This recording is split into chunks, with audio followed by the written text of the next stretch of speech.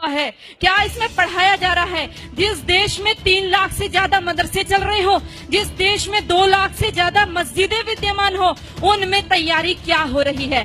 दिन रात बोल रहे ला इलाहा इल्लल्लाह, 5 बार बोलते हैं, 5 बार नमाज पढ़ी जाती है और शुरुआत इसी से करते हैं कि कोई नहीं है, ला माने नहीं है कोई भी अल्लाह के जैसा, और मोहम्मदुर रसूलुल्लाह अर्थात मोहम्मद ही उस अल्लाह का रसूल है।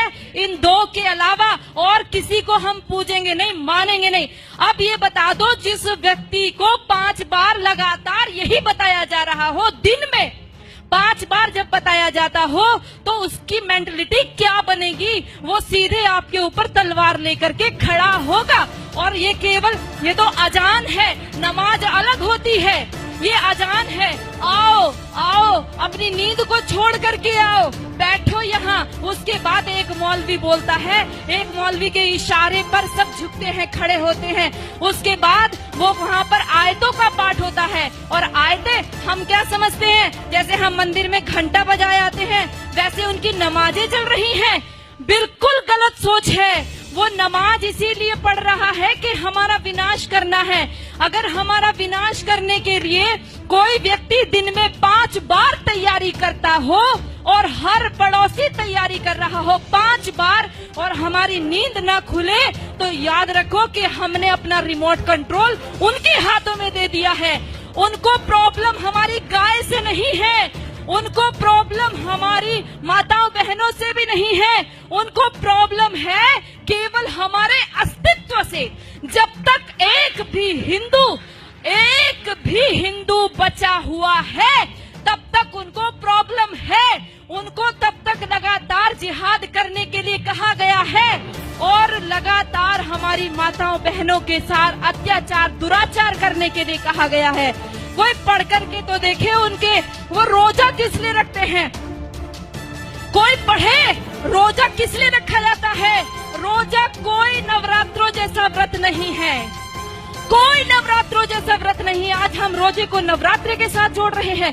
हम नवरात्रों में अपनी माँ दुर्गा की कल्पना करते हैं, उसको जीवन में उतारने की कोशिश करते हैं। जितनी मोहम्मद ने लड़ाई लड़ी थी, सारी रोजे के टाइम में लड़ी थी, और सारी की सारी तैयारी करने के रोजा इसलिए रखा जाता है कि आप लड़ाई लड़ोगे, जंग लड़ोगे, तो भूखा रहना पड़ेगा। अब उस भूख प्यास को आप कैसे सहन करोगे? आप रोजे का असली शब्द ढूंढ करके लाइए। उनके अरबी कोश में सोम शब्द है, जिसका अर्थ है घोड़ों को भी हफाना, अर्थात घोड़े भी तैयार करना और खुद अपने शरीर को मजबूत करना। अगर उस रोजे की इफ्तार पार्टी में सारे के सारे हिंदू जाकर के बैठते हैं, आश्चर्य होता है जब लखनऊ के मंदिर के मठाधीश भी जाकर के रोजे की इफ्तार पार्टी मंदिर के अंदर कराते हैं, और हम सब लोग केवल फेसबुक पे 1-2 गुस्सा निकाल करके रह जाते हैं। मैं आप सबसे विनती करना चाहती हूँ, याद रखो इनके 5 स्तंभ, जिसमें कहा तौहीद, एक ही ईश्वर है, एक अल्लाह है, उसके अलावा हम किसी को मानते ही नहीं है। हम कहते हैं सर्वधर्म संभाव। अरे लानत है हमारे ऊपर, 1400 साल से जिन लोगों ने केवल कत्लेआम मचाया हो, आज भी हम उनको धार्मिक कह रहे हैं। वो अल्लाह के अलावा और किसी को स्वीकार नहीं करेंगे।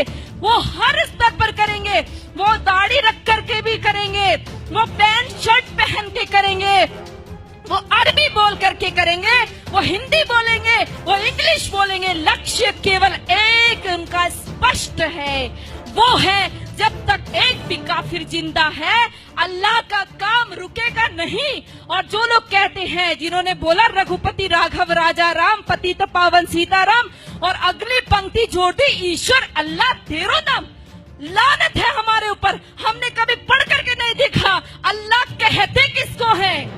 हमने ईश्वर के बराबर अल्लाह को रख दिया। अरे हमारा ईश्वर दयालु है, कृपा करता है, परंतु अल्लाह का आदेश है। कहाँ पढ़ोगे? कुरान पढ़ोगे।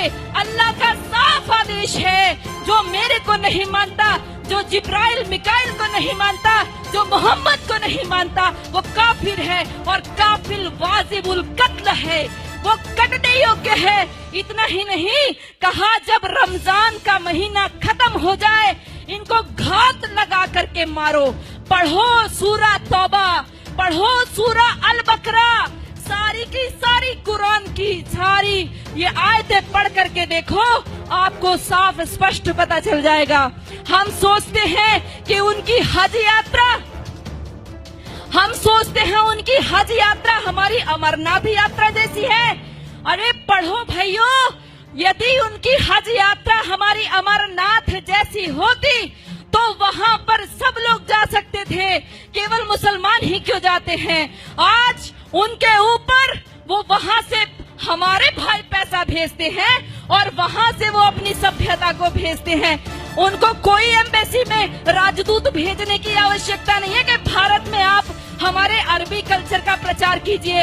ये सारे पढ़ाए हुए दाढ़ी, ये सारे ऊंचा पजामा और नीचा कुर्ता पहन करके सारे वहां से सीख करके आते हैं और अपने आप यहाँ पर आकर के सिखाते हैं। याद रखो, मिटेगा ये धर्म और आबरू भी जाएगी, तुम्हारे नाम से दुनिया को शर्म आएगी। यदि आज नहीं जागे तो कोई हमारे बचाने वाला नहीं है। ये नमाज खिलाफत का मिनी ट्रायल है। ये नमाज इसलिए कहता है कि एक खलीफा बैठाएंगे और उसका राज चलेगा। ये पहले भी हमारा देश आजादी के लिए जूझ रहा था और सारा मुस्लिम जगत खलीफा के लिए जूझ रहा था। इतिहास पढ़ करके देखो, मालाबार में जो युद्ध हुआ, हमारे लोग जो मारे गए वहाँ की महिलाओं के साथ, क्योंकि खिलाफत आंदोलन फेल हो गया। टर्की में खलीफा था, उसकी खलीफाई चली गई, खलीफा छोड़ करके इंग्लैंड भाग गया। वहाँ से इनको गुस्सा आया, आक्रोश हमारे हिंदू माताओं बहनों के ऊपर निकाला। वो जो लेडी रीडिंग को पत्र लिखा था हमारी हिंदू महिलाओं ने, कभी पढ़कर देखो, उन्होंने लिखा हमारी कितनी दुर्दशा हुई है। हमारे सामने हमारे बच्चों को, दूध मुहे बच्चों को भाले की नोक पर उछाल करके ऊपर टांग दिया गया। हमारी बेटियों, माताओं के साथ में बलात्कार हुए। एक एक माता का बलात्कार करने के लिए 10-10 जिहादी थे और वो 10-10 जिहादी के बीच में फंसी हुई महिला ये सोच रही थी किसके लिए दुख मनाऊं, अपने बेटे के लिए या मेरे शरीर के लिए, किसके लिए रोएंगे। दर्द को भी दर्द आएगा, वो ऐसी भयंकर स्थिति है।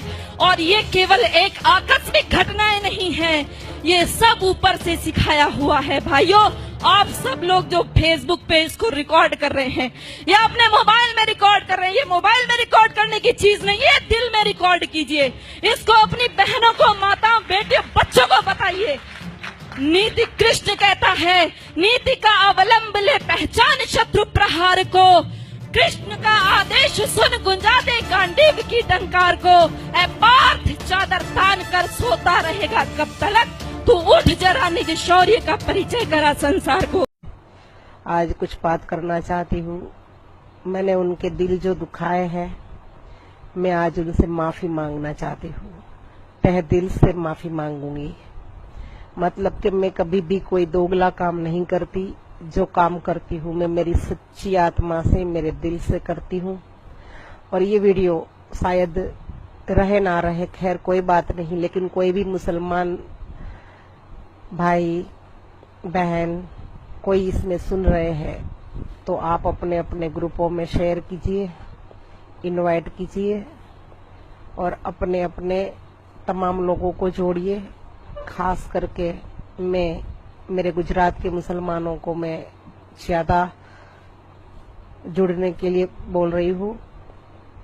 इसमें एक दो जुड़ गए हैं, मैं उनको बोल रही हूँ कि कैसे भी करके आ जाइए मेरी लाइव में आज। कि मैंने हमेशा मतलब कि इस्लाम को बहुत ही भला बुरा बोला। मैंने हमेशा इस्लाम के खिलाफ पोस्ट डाली, इस्लाम के खिलाफ आवाज उठाई। मैंने हमेशा हजरत मोहम्मद पैगंबर साहब पे उंगली उठाई। उनके जीवन चरित्र के बारे में मैंने बहुत कुछ भला बुरा बोला। मैंने अल्लाह के ऊपर बहुत टिप्पणी करी।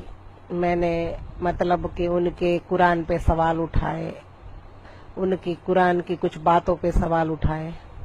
मैंने बहुत मतलब कि बहुत ही इस्लाम के खिलाफ बोलने में, लड़ने में कसर नहीं छोड़ी।